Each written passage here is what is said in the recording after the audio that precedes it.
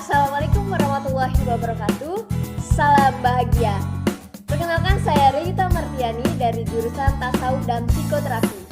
Tujuan saya membuat video ini demi mengumpul tugas dari mata kuliah kewirausahaan. Di sini saya akan membahas tentang studi kelayakan usaha.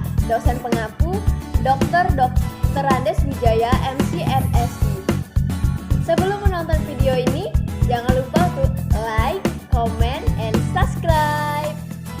Studi kelayakan usaha. Pengertian studi kelayakan usaha ialah suatu penelitian tentang layak tidaknya suatu bisnis dilaksanakan dengan berhasil dan menguntungkan secara kontinu. Manfaat studi kelayakan bisnis antara lain untuk merintis usaha baru, untuk mengembangkan usaha yang sudah ada, untuk memilih jenis usaha atau investasi atau proyek yang paling menguntungkan. Pihak-pihak yang berkepentingan dengan studi kelayakan usaha diantaranya yaitu pihak wirausaha atau pemilik perusahaan, pihak investor dan penyandang dana, pihak masyarakat dan pemerintah.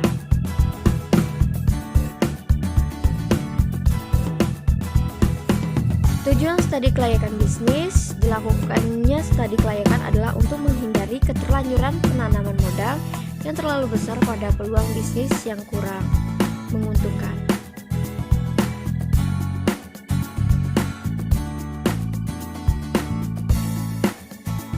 Proses studi kelayakan bisnis yang pertama yaitu tahap penemuan ide atau perumusan gagasan, yang kedua tahap memformulasikan tujuan, yang ketiga tahapan analisis, yang keempat tahapan keputusan.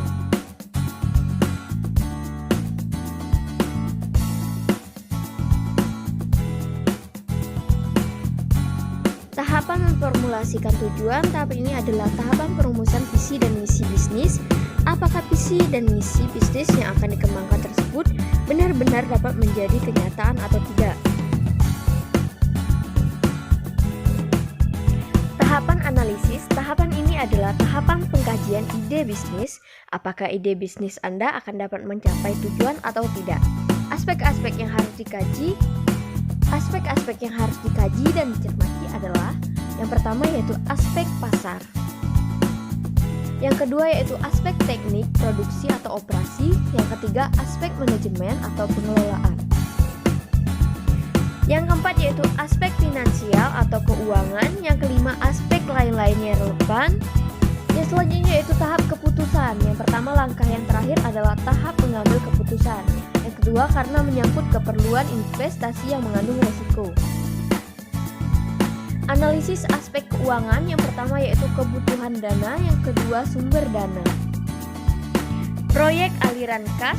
Yang keempat yaitu aliran kas masuk, aliran kas keluar, aliran kas masuk bersih. Bersama-sama tentang studi kelayakan usaha. Untuk selanjutnya kita akan mendengarkan dan menyimak secara langsung tentang analisis kelayakan usaha dari Toko Modern Paspay.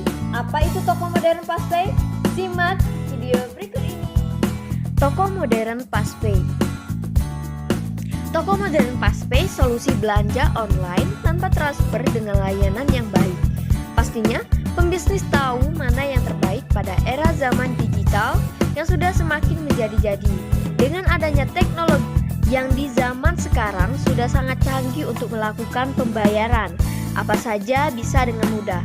Oleh karena itu, Paspay solusi pembisnis yang tepat untuk memberikan kemudahan bagi Anda. Kegunaan dari usaha ini yaitu memudahkan masyarakat untuk layanan penjualan barang, layanan reservasi tiket, layanan tour dan travel, layanan pembayaran tagihan, layanan keagenan, layanan perbankan, layanan ekspedisi, solusi bagi mahasiswa untuk mendapatkan tambahan uang melalui usaha sampingan, menumbuhkan komitmen dan tanggung jawab terhadap bidang usaha yang didirikan. Gambaran umum rencana usaha yaitu dengan bisnis usaha prinsip online to offline dengan memiliki beberapa aspek yang bisa didapatkan di Paspay.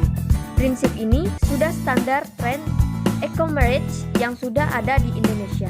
Paspay sebagai solusi belanja online tanpa batas memberikan passive income yang tak terbatas.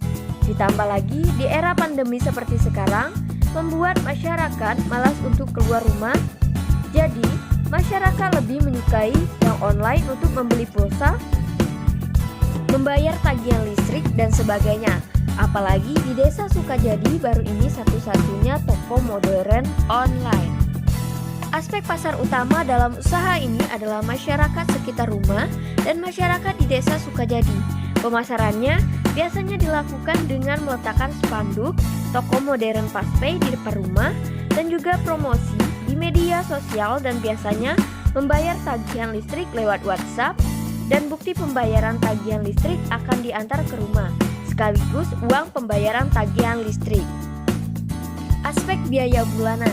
Biaya pemasaran yaitu paket internet senilai 82.000, biaya produksi saldo yang dikeluarkan tiap bulannya, dan juga kertas printer Bluetooth yaitu 5 juta ditambah 15.000, biaya operasional bensin senilai 20.000, total 5.117.000. Emitasi pendapatan. Perhitungan emitasi pendapatan dari usaha toko modern Fastpay ini sebagai berikut, yaitu pendapatan per hari kurang lebih 150.000, keuntungan per hari 10.000, emitasi keuntungan per bulan dengan hari kerja 30 hari dikali 10.000 sama dengan 300.000. Apabila menggunakan perhitungan di atas, estimasi keuntungannya adalah 300.000. Itu adalah estimasi penjualan minimal dan tergantung beberapa faktor. Misalnya, kehabisan saldo dan harga getah karet yang menjadi mata pencaharian masyarakat sekitar. Estimasi titik impas. Analisis titik impasnya dari usaha ini adalah dihitung dari pendapatan atau keuntungan dibagi dengan modal usaha yang diperlukan. Perhitungan sederhananya sebagai berikut, yaitu modal dibagi pendapatan 850.000 dibagi 150.000 sama dengan 6 hari atau dibulatkan menjadi 1 minggu. Kesimpulannya, dari contoh studi kelayakan usaha toko modern Fastpay dapat disimpulkan bahwa usaha toko modern Fastpay sudah cukup layak. Modal awal agak besar tetapi keuntungan yang didapatkan lumayan besar.